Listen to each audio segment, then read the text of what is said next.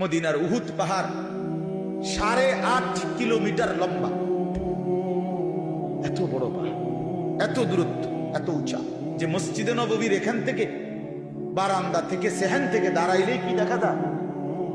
উহুদ পাহাড় দেখা যায় প্রায় 4 কিলো 4.5 কিলো দূরে, কিন্তু এখান থেকে স্পষ্ট পাহাড় দেখা যায়, এতটা উঁচা। তাহলে এত উঁচু এত লম্বা পাহাড় স্বর্ণ বানিয়ে দিলে আল্লাহ নবী সাল্লাল্লাহু আলাইহি ওয়াসাল্লাম বলেন সে আরো একটা চাই। এরপরে নবী বলেন, শোনো বনি আদম, লান ইয়ামলা ফাহু ইল্লা তুরাব। হায়, এই সাহাবীকে ডাক দিয়া বলছে, উবাই ইকরা আলাইয়া কোরআন শরীফ পড়ো, শোনাও। তিনি বলেন, আমি শোনাবো আপনাকে? আমরাই তো শুনি আপনার সামনে আমি কোরআন পড়বো, এই সাহস তো আমার নাই।